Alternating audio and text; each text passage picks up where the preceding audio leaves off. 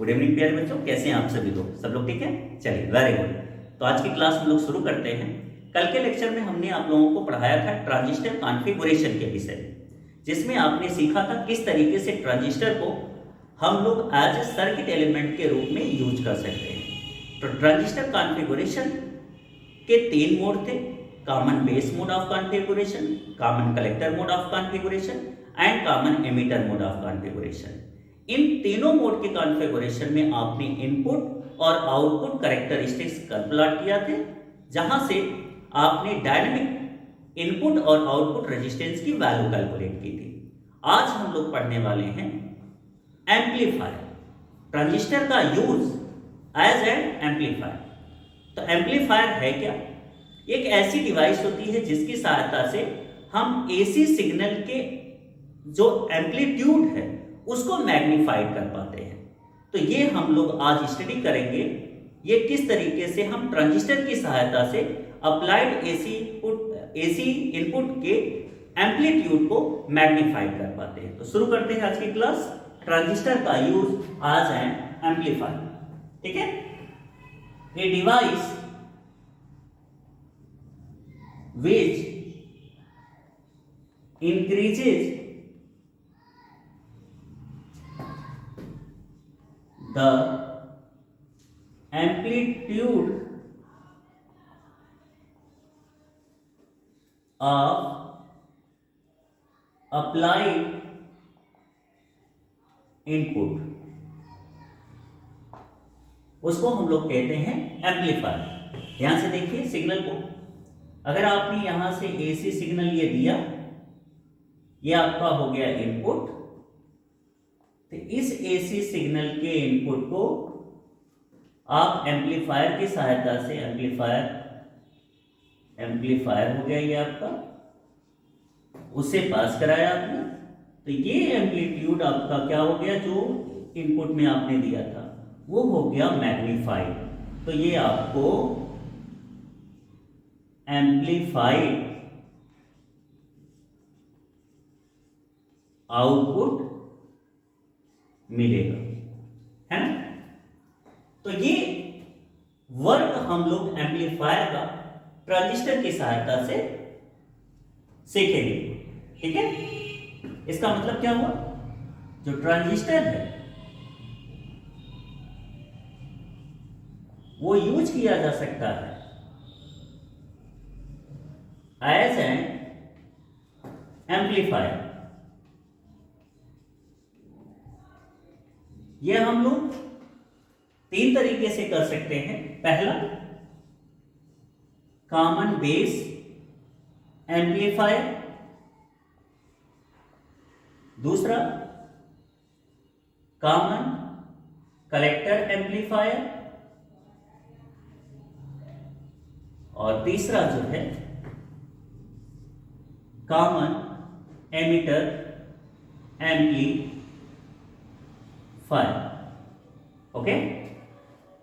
तो एम्पलीफायर है क्या? यह एक ऐसी डिवाइस जिसकी सहायता से हम अप्लाइड एसी इनपुट के एम्पलीट्यूड को मैग्नीफाइड करते हैं। और ट्रांजिस्टर की वर्किंग एज एन एम्पलीफायर हम लोगों को सीखनी है, जिसमें हम 3 तरीके से ट्रांजिस्टर का यूज कर सकते हैं एज एन एम्पलीफायर। वो है आपका common base amplifier, common collector amplifier और कॉमन एमिटर एम्पलीफायर। तो आज हम लोग पढ़ने वाले हैं 2 एम्पलीफायर के विषय में, एक कॉमन बेस एम्पलीफायर और दूसरा कॉमन एमिटर एम्पलीफायर। इस एम्पलीफायर को पढ़ने के बाद डिफरेंट गेन्स हम लोग इसका सीखेंगे। Okay?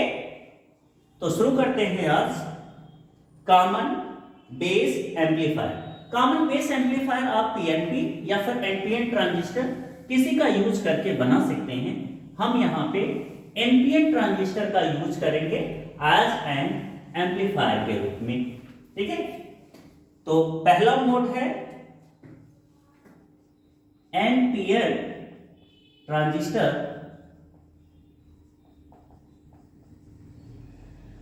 As an amplifier. NPN transistor का यूज आपको करना है किसके रूप में? एज एन एम्पलीफायर के रूप में। तो ध्यान से देखिए आप यहां पे क्या कर लीजिए, पहले तो आप सर्किट डायग्राम बनाएंगे, है ना। सर्किट डायग्राम बनाने में चूंकि आपका NPN transistor as an amplifier use तो कर रहे हैं, लेकिन किस मोड में? पहला है कॉमन बेस मोड, ठीक है। तो common base mode of amplifier है आपका। यहां ध्यान से देखिए, आप पहले एनपीएन ट्रांजिस्टर बना लीजिए और बेस टर्मिनल को आप क्या कर लीजिए? कॉमन कर लीजिए। कॉमन का मतलब हमने समझाया ही था कॉन्फ़िगरेशन में कि ये टर्मिनल आपका अर्थेड हो जाएगा।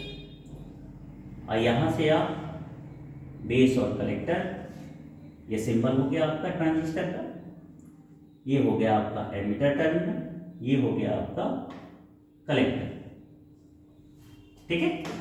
आपको क्या करना है, जो एमिटर टर्मिनल और बेस, यहां आपको अप्लाई करना पड़ेगा एसी इनपुट, जिसका मैग्नीट्यूड आप क्या करना चाहते हैं? बढ़ाना चाहते हैं। इट मींस यहां आपने एसी इनपुट अप्लाई किया, ये आपका एसी इनपुट है, इनपुट आपने दिया है एसी, और ट्रांजिस्टर बायसिंग पहले तो आपको करनी पड़ेगी। ये आपको यहां से एक लोड रेजिस्टेंस लगा लीजिएगा और लोड रेजिस्टेंस के अलावा ही आपको आउटपुट लेना है। ये यहां आपकी बैटरी हो जाएगी। तो ट्रांजिस्टर कौन सा है? एनपीएन ट्रांजिस्टर है। कौन सा ट्रांजिस्टर है? NPN transistor. एनपीएन ट्रांजिस्टर आपको पता है कि बेस से एमिटर की तरफ करंट का फ्लो होता है। तो आपको जब कॉन्फ़िगरेशन करना पड़ेगा, तो कॉन्फ़िगरेशन इसीलिए हमने अभी छोड़ के रखा है बैटरी की सर्किटिंग। आपको क्या करना रहता है, क्योंकि एक्टिव मोड में हम ट्रांजिस्टर की बायसिंग करते हैं, कॉन्फ़िगरेशन करते हैं, तो उसके लिए आपको base emitter terminal forward bias में रखना पड़ता है और बेस और कलेक्टर टर्मिनल आपको रिवर्स बायस में रखना पड़ता है। तो आप देख लीजिए, बेस और एमिटर टर्मिनल फॉरवर्ड बायस में किस तरीके से आप रखेंगे। तो यहाँ पे जो बैटरी होगी उसका निगेटिव टर्मिनल आप यहाँ रखेंगे। इस बैटरी को आप लिख दीजिए बी, बी, और यहाँ पे जो आपका ये रिवर्स बायस में अगर आपको करना है तो आपको क्या करना पड़ेगा, ये आपको बैटरी का पॉजिटिव टर्मिनल लगाना पड़ेगा। ये निगेटिव हो गया, ये बैटरी का पॉजिटिव हो गया, इसका वोल्टेज आपको थोड़ा ज़्यादा रखना है। ये आपने रख दिया VCC, नाम है इस बैटरी, ठीक है। यहाँ पे आपने लोड रेजिस्टेंस लगा रखा है। अब करंट आप देखेंगे तो ये पॉजिटिव टर्मिनल है, ये निगेटिव टर्मिनल है, ये पॉजिटिव टर्मिनल हो जाएगा। रेजिस्टेंस का जो पोटेंशियल एलिमेंट ड्रॉप कर देखेंगे आप, और करंट जो आपकी करंट की वैल्यू आएगी वो इधर से IC हो जाएगी, यहाँ से IB हो जाएगी, और IC इधर से आएगी, IB इधर से हो जाएगी, और IE करंट इधर से होती हुई आपको रिसीव, मतलब यहाँ जंक्शन आप चेक करेंगे तो इधर IE आएगी, ये दो भागों में बटेगी, एक IC में और एक IB में। ओके, ये आपका हो गया वोल्टेज पोटेंशियल ड्रॉप। देख लेते हैं तो इनपुट जो वोल्टेज आपने लगाया है जो एमिटर और बेस टर्मिनल के बीच में है, ठीक है। समझ में आ गई बात? कोई दिक्कत किसी को? बोलिए बच्चों, अगर आपको कोई दिक्कत है तो बोलिए। नहीं? Very good. चलिए ध्यान से देखिए, जो वोल्टेज पोटेंशियल ड्रॉप आप देख रहे हैं यहाँ पे, ये आपका है VCB, collector to base voltage का पोटेंशियल डिफरेंस, और यहाँ पे आप देख रहे हैं ये है आपका अप्लाइड VCE, जो पोटेंशियल बेस और एमिटर वोल्टेज के टर्मिनल के बीच का पोटेंशियल डिफरेंस। यहाँ पे आपने AC इनपुट लगा रखा है, ठीक है। कोई दिक्कत किसी को? नहीं? Very good. ये हो गया हमारा क्या, सर्किट डायग्राम। ओके, क्लियर है सबको? चलिए ध्यान से देख लीजिए, यहाँ पे जो पोटेंशियल ड्रॉप होगा, यहाँ पे इलेक्ट्रॉन का फ्लो अगर देखें तो ये हो जाएगा आपका IC और RL। यहाँ पे आपको आउटपुट रिसीव हो रहा है, तो जो आउटपुट सिग्नल आपको रिसीव हो रहा है उसका एम्पलीट्यूड जो होगा वो मैग्नीफाइड होगा। ये आपको आउटपुट सिग्नल का जो मैग्नीट्यूड है वो मैग्नीफाइड है। क्लियर हो गई बात?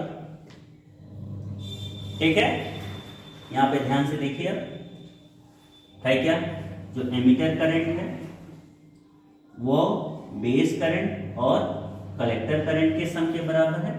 हमने आपको कल समझाया था कि किस तरीके से ट्रांजिस्टर वर्क करता है।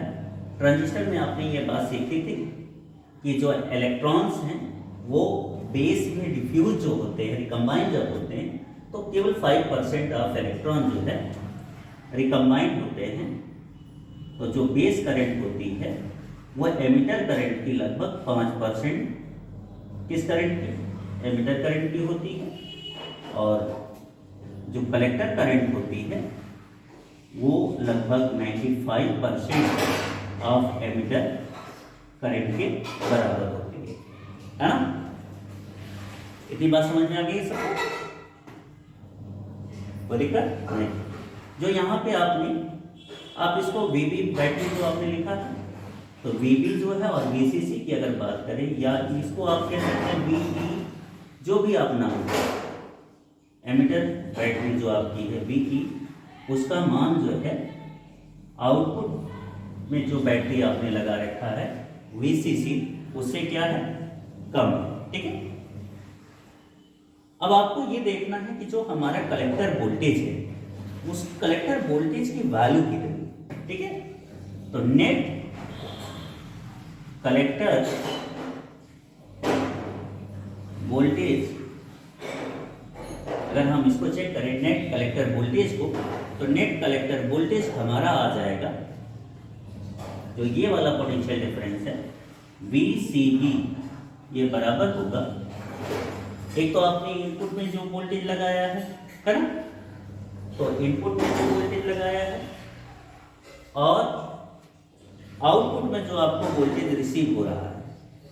ठीक है, तो आपको क्या करना पड़ेगा, यहाँ देखिए VCB ये पोटेंशियल डिफरेंस है, ये पोटेंशियल डिफरेंस है, यहाँ बैटरी का पोटेंशियल डिफरेंस है, तो आपको जो VCB का पोटेंशियल डिफरेंस होगा वो VCC माइनस IC RL के बराबर होगा VCB का पोटेंशियल डिफरेंस।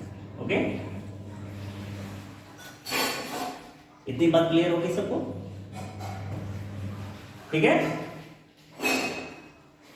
अब ध्यान से देखिए, जब हम यहाँ पे क्या करते हैं कि जब इनपुट सिग्नल को हम सेट करते हैं, मतलब अप्लाई कर देते हैं किसके बीच में, एमिटर टू बेस जंक्शन, तो आपको जो इनपुट करंट है, इनपुट करंट जो आपकी यहाँ पे आई है उसका वेरिएशन आउटपुट में रिसीव होता है। तो ये जो AC सिग्नल है वो AC सिग्नल जो आपने अप्लाई किया है उसको जब आउटपुट में उसका एम्पलीट्यूड देखते हैं तो वो एम्पलीफाइड मैग्नीट्यूड होता है। ठीक है, इतनी बात क्लियर हो गई?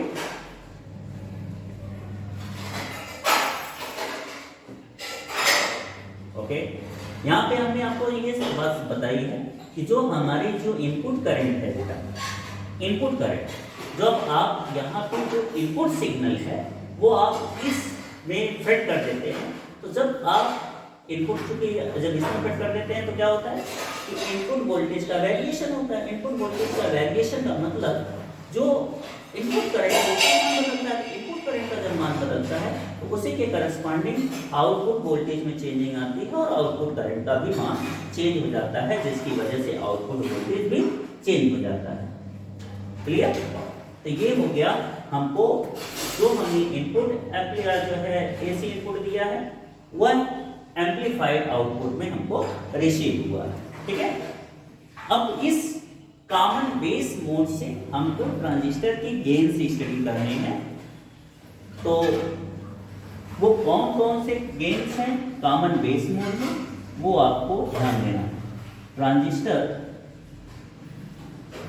Gains in common base amplifier. पहला हम जब देखेंगे तो बोलेंगे एसी करंट गेन, बहुत इंपॉर्टेंट है। एसी करंट गेन जिसको हम लोग लिखते हैं अल्फा एसी से। जो अल्फा एसी होता है वो हमारा होता है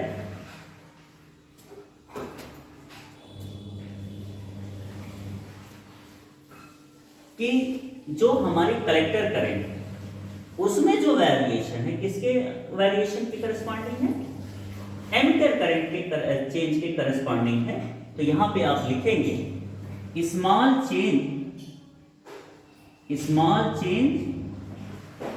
इन कौन सी करंट, कलेक्टर करंट। अब कलेक्टर करंट आपकी कौन सी है बेटा, आईसी है, ठीक है। Small change in collector current upon small change in emitter current. कहता है कि अगर हम चेंज कंसीडर करते हैं तो कलेक्टर करंट में जो चेंज है और एमिटर करंट के करस्पॉन्डिंग चेंज कब, at constant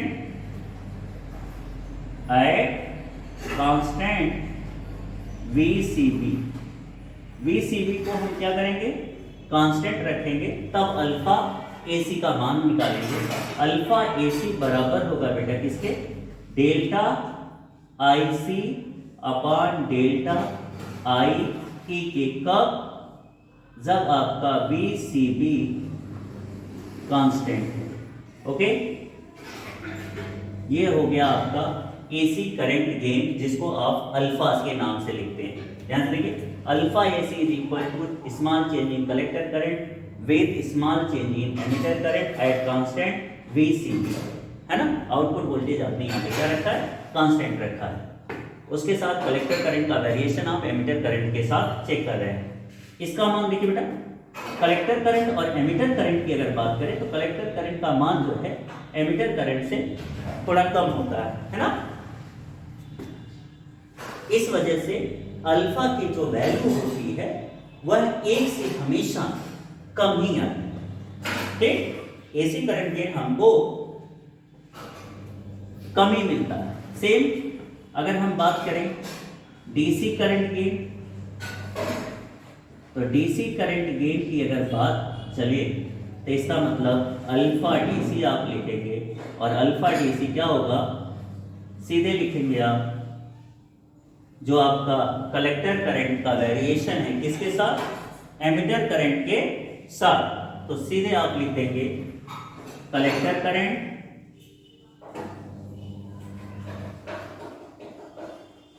IC upon emitter current IE, है ना। अल्फा का मान हमेशा एक से कम होता है।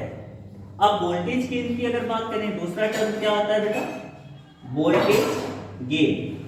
जब वोल्टेज गेन की बात करते हैं तो वोल्टेज गेन हमको क्या मिलता है, हम VO लिखते हैं वोल्टेज गेन को। हमारे common base mode of amplification में जो हमारा जो वोल्टेज गेन होता है वह वोल्टेज गेन हमको मिलता है किसके द्वारा, चेंज इन आउटपुट वोल्टेज। जो हमारा आउटपुट वोल्टेज है वह आउटपुट वोल्टेज और इनपुट वोल्टेज के बीच का जो चेंज है, तो change in output voltage upon change in input voltage, okay, वो कहलाता है voltage gain. The ratio of change in output voltage with the change in input voltage that is called voltage gain। और ये voltage gain बराबर होता है VO is equal to alpha AC into resistance gain के, ठीक है। तो output में जो चेंज है, इनपुट वोल्टेज में जो चेंज है, उनका रेशियो अगर आपको फाइंड आउट करना है वो कहलाएगा वोल्टेज गेन, और वोल्टेज गेन बराबर होता है alpha into resistance gain. Clear हो गया सबको। दूसरा चीज होता है पावर गेन। कौन सा गेन? पावर गेन, ठीक। तो तीसरी बात हम लोगों को सीखना है व्हाट इज पावर गेन।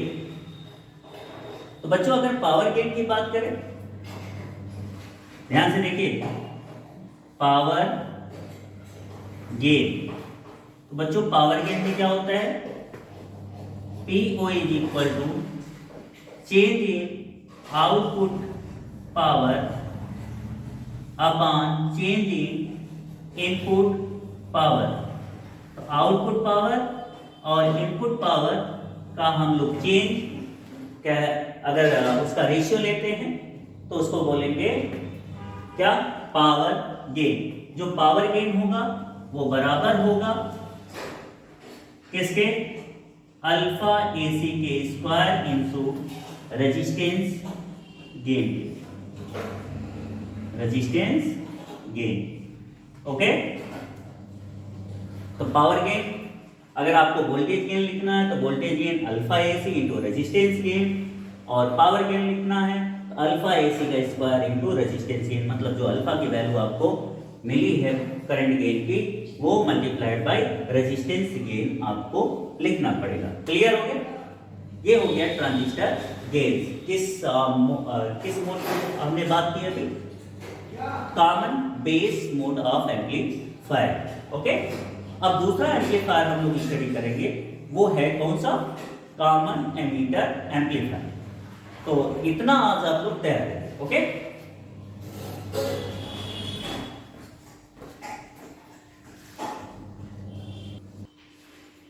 ठीक है बच्चों, चलिए अब आज हम लोग आगे बढ़ते हैं ट्रांजिस्टर का, दूसरे ट्रांजिस्टर के एम्पलीफिकेशन पे, है ना। तो NPN transistor as an common emitter amplifier, common emitter amplifier. तो कॉमन एमीटर एम्पलीफायर के रूप में हम लोग एनपीएन ट्रांजिस्टर का यूज करेंगे। तो ध्यान से देखिए, यहां पे आपको एमीटर टर्मिनल को क्या करना पड़ेगा? कॉमन करना है। ये हो गया आपका एमीटर, चूंकि एमीटर को आपको अर्थित करना है, ये अर्थ में कनेक्ट कर लिया आपने, ये एमीटर हो गया आपका, ये हो गया बेस, ये हो गया आपका कलेक्टर। ओके, क्लियर हो गया इतनी बात? एनपीएन ट्रांजिस्टर है, एमीटर टू बेस करंट है आपकी। अब आपको जिस इनपुट सिग्नल को एम्पलीफाई करना पड़ेगा उसको फेड करेंगे आप एमीटर टू बेस सर्किट में, और वो आप इनपुट सिग्नल यहाँ पे एसी सिग्नल प्रोवाइड करेंगे, जिसके मैग्नीट्यूड को आपको क्या करना है? इंक्रीज करना है, जिसका एम्पलीट्यूड आपको बढ़ाना है।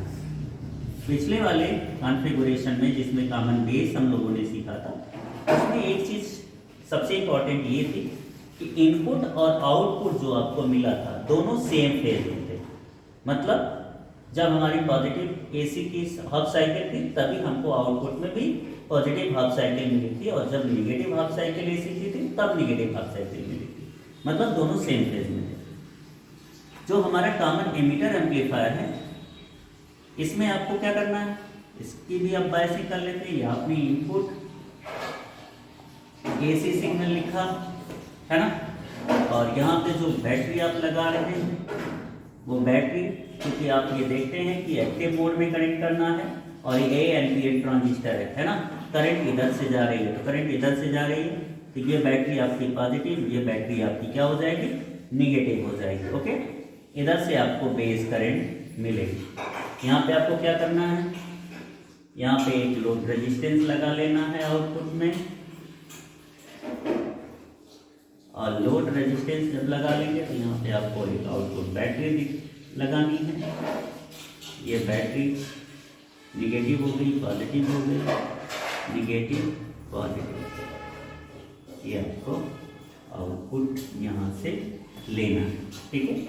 ये आप यहाँ से देखें तो ये आपका हो गया VCE, यहाँ पे आपका वैल्यू हो गई, यहाँ से एमिटर करंट जा रही है, एमिटर IB हो गई, इधर से IC हो गई, IC RL, यहाँ पे पोटेंशियल ड्रॉप होगा, ये नेगेटिव ये पॉजिटिव टर्मिनल है आपका, है ना। IC इधर से होके आएगी और इधर से IB आएगी, मिल करके IE, ठीक है। और यहाँ से VCE वोल्टेज हो गया, इस बैटरी को आप नाम VCC रखेंगे और ये आपकी VB बैटरी हो गई, ये काम है हो गया। क्लियर हो गया सबको? सर्किट डायग्राम क्लियर है?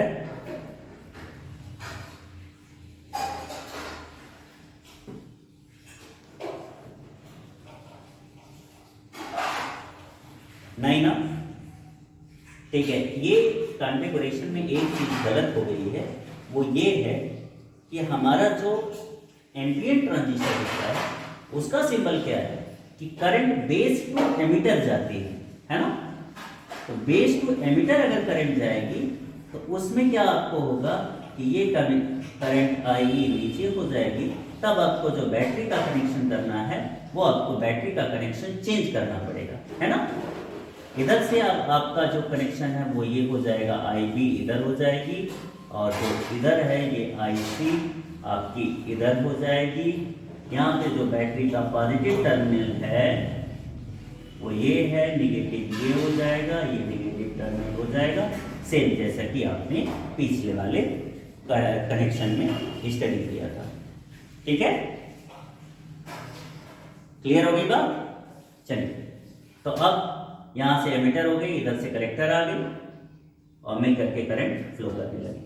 यहाँ आप आउटपुट सिग्नल चेक कर लीजिए। जो आउटपुट सिग्नल आपको मिलेगा वह एम्पलीफाइड तो होगा ही, लेकिन एम्पलीफाइड आउटपुट में ये आपका जो आउटपुट है वह 180 डिग्री फेज में है, ठीक है।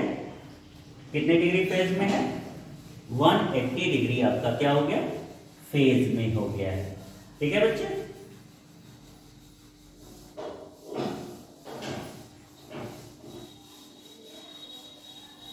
क्लियर होगी बात?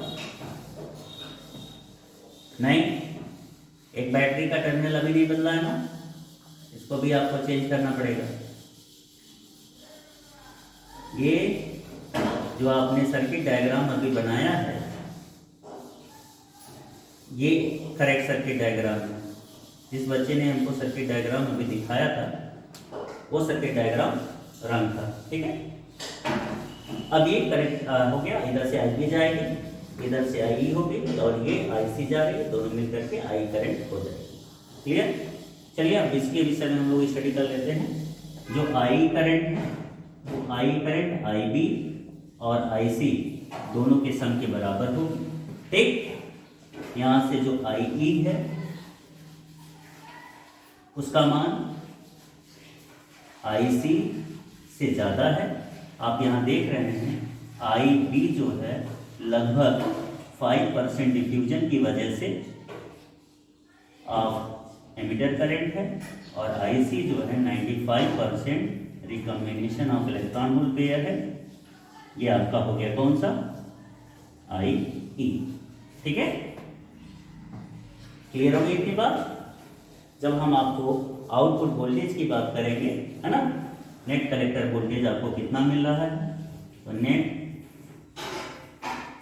कलेक्टर वोल्टेज जो आपको रिसीव होगा वो नेट कलेक्टर वोल्टेज आपको मिल रहा है कितना, ध्यान दीजिए।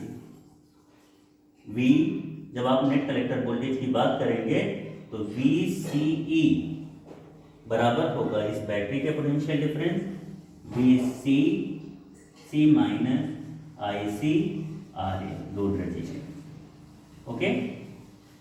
सबसे इंपॉर्टेंट बात, एग्जाम में बार बार अक्सर पूछा जाता है ये वाला क्वेश्चन, फेज जो होगा, है ना, तो इनपुट एंड आउटपुट सिग्नल